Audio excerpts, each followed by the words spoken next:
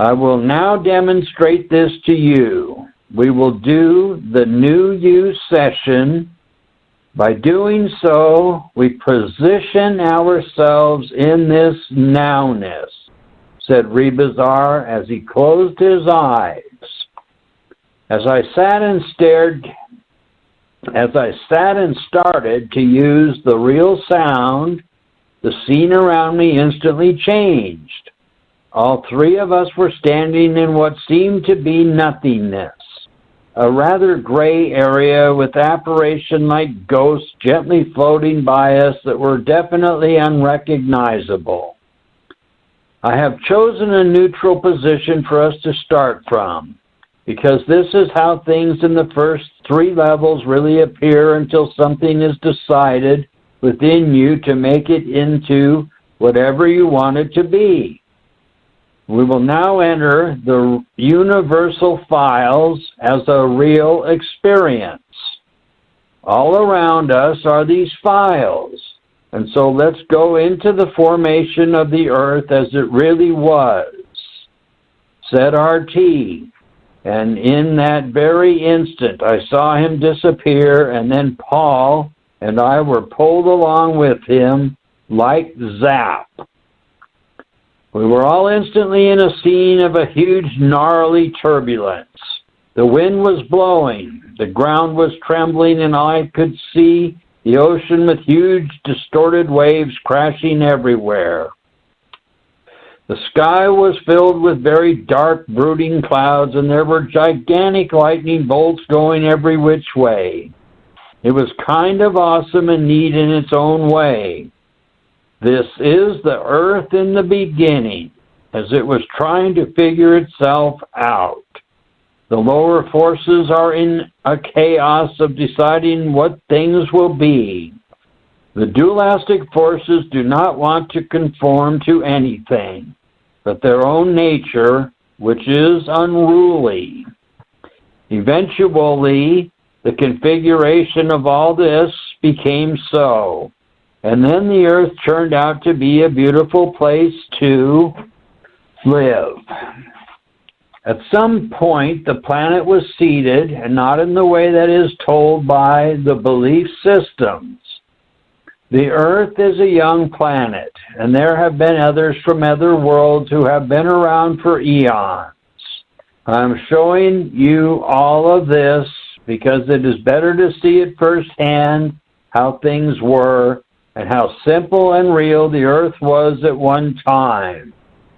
Of course, this place is a testing ground, and really nothing more, because a person can only live so long here, and then everything must go through its cycles and take on a transformation of expansion for a better position. The scientific minds try and calculate how many years from the very beginning of this world and how old this planet is.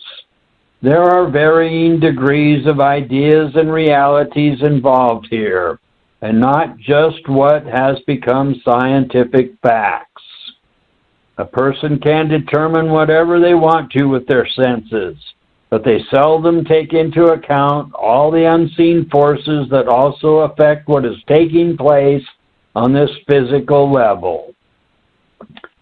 From mankind's beginning in a body with these times, he has struggled to find a real point of reference to himself, even though he has collected a huge amount of experience from all his past lives. We are all the accumulation of our own views, ideas, imaginings, and down-to-earth lifestyles. These are merely a starting point to reference, then to move ever onward into something totally unknown and unseen. Then Rebazar motioned for us to proceed, and as we did, another dimension opened up, and we were at a place where everything was so perfect as the earth could get, that is. The surroundings were all lush with the cleanest air, and the sky was a radiant blue. It was so clear. Rebazar motioned for us to look in the distance, and as Paul and I did, I could see a huge tree that suddenly appeared. It looked to be over 100 feet high, and the greenery of the leaves actually shimmered in the bright sunlight. I began to get an impression from this experience as I continued to stare at it. I looked over at Rebazar, and he smiled at me, then nodded his head a bit as he was confirming the impressions I was getting. Paul was smiling with me as he seemed to know what was taking place as all of us watched this wonderful tree. The tree of life, as it is on this world, my friends. It is a new beginning for those who will soon arrive, he said as he laughed a bit, as he looked at us. I was wondering about all of this, and suddenly I began to realize I was in those moments when the start of mankind came to be on the earth. For just a moment, I considered the idea of Adam and Eve, which all of us have grown up with. But then there came another stronger impression that seemed to make more sense. And as I was about to fully see it, there appeared something in the sky. Yes, now you too know what really took place in the beginning of this world. And now you also see how mankind has been misled into believing in something that is all a fallacy of superstition and hocus pocus and nothing else. Rebazar said, as he motioned for us to continue forward into another dimension. We moved into another position with the universal files. We were now on a mountain and overlooking a huge continent below. I could see many cities and different lands, as though everything on the earth was all spread out before us. It was all like a giant map. I could see how mankind had developed and was now living a better life than what he went through in the caveman era. Then the scene transformed, and there became battles in various places on this giant map. We moved into the scene of what was taking place, and I could see men on horses at the head of armies, and how they were leading others into battle. You are now seeing the beginning of how some of the royalists were formed. It has taken lifetimes, and some of the royalists of the modern world have made their way up through takeovers and destruction. Some made their way with their means of doing business, but then the most ruthless would take from those who had the most. All of this confrontation has went back and forth for thousands of years until there is what exists today, said Rebazar, as he moved us into another dimension where I saw what appeared to be a huge building-like church. It was a giant structure, and there was more to it than I could see. I felt the presence of this place, as it was rather ominous with dreadedness. The empire for believers. What you are seeing is a monument for those who have built their lives for the lives of others. It is a fine piece of architecture, so much so that all who come here and worship cannot see past its walls. From the beginning, as you have seen, to this very moment when men drove other men into the ground to be slaves for what would seem an eternity. During all of this time, there could have been so much more shared that had value, but there are always those who want to erect gods from nothing and have them cover the hearts and minds of those who have little knowledge of reality, said Rebazar. Then everything disappeared, and we were once again standing outside of Rebazar's hut. We then walked inside and sat as Rebazar spoke. As mankind began became over-inventive and then bored with so many of his toys, he went to the total control and power of dominating others. He eventually called upon the false gods of destruction to back him in his quest to make his fellow man followers and slaves to invented ideas such as official documentation that would bind the mental and emotional forces within each person and keep them unaware and subordinate to a controlled will of subliminal obedience. Now that you have seen how this place has started, you are also seeing how it will once again end up, because the rulers of the earth do not see what they are doing. Atlantis is a good example where they were very advanced and then destroyed themselves. Like I have said, mankind does not pay attention to his own history and learn from it. The human mind is still deciding that it knows best. Yet look at the earth today. Who are the great ones that will provide a cure? No one except the real universal guides with the real position. This is where the two of you come in.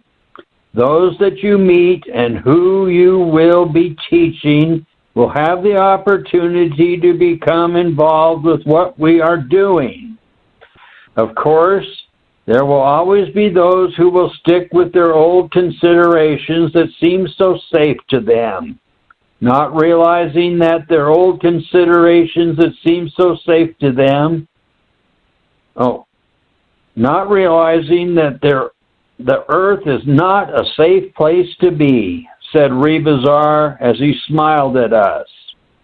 That was great, I said, as Paul and I laughed. Rebazar laughed and said, I am glad that you enjoyed it, and now I will continue. Columbus was right in disputing the theory that the world was flat, but he was not talking about the real universes beyond the gods of man, which are flat. The suns that hang in the skies of those worlds you have visited have no movement. They need none. It is because there is no night beyond the third level. They do not need darkness. There is no need for rest and sleep to those who have their being in the great reality. They are taken care of. In those wondrous high universes, no darkness is available. You can move forward in an unceasing activity and never be fatigued as you are on earth with a physical body. This is a strange paradox, because man thinks of eternity in the terms of time and space and events.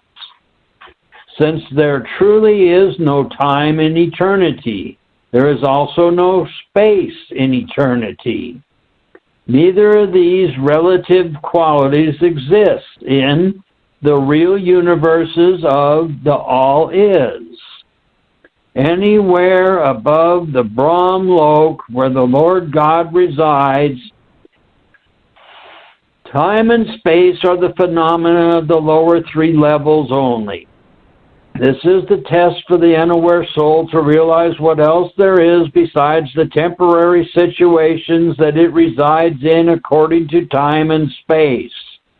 Until the real you realizes this, it is trapped by the gods of phenomena, who use time and space to create their illusions. Nothing exists in the real far country, except what each being wants to exist. Since the great reality occupies its entire isness, when you become a part of it, you are occupying its isness. You are it already. There is no need for any space because you are everything now. Now I will show you how this works. All of us will stand together and decide a destination. Dwayne, I know that you want to see something special, said RT as he looked at me with a smile. I laughed and said, I would like to go and see the great shaft of light of the is as it comes to Earth. Rebazar smiled and said, concentrate on the new you and we will be there. I kept saying the new you within myself until I was aware of the area where the transfer of the golden reality takes place. As I looked around, several other light beings became apparent as Rebazar, Paul, and I stood and watched them appear. We are all here, my good friends, said Rebazar. Welcome, Yabal Sakabi, Fubi Quants, and Gopal Das. We are all here to see the new nowness of the future view as we know it to be. As all of us greeted each other and a slight wind started to move across the wide openness, there was a slight sound that occupied the gentle breeze. The entire scene was rather ethereal and strange compared to the normal life back in Orange County. I really like being anywhere besides having to do construction. As I was watching the others and what they were being aware of, a small and subtle light appeared in the overhead sky. At first, the light looked like a huge star in the distance, but it was different in a way of how it was slowly getting bigger. I began to laugh to myself as I watched, because I felt so happy. Everyone else was smiling as they watched with me. Soon, the brilliance was taking up most of the sky, and then it created a shaft of huge light that gently made its way down to the ground, where it then spread itself outward. I was overwhelmed by the entire scene. I stood and watched in awe. Look, my friends, look into the light, said Yabal, as he pointed to the center of the shaft of dazzling purity.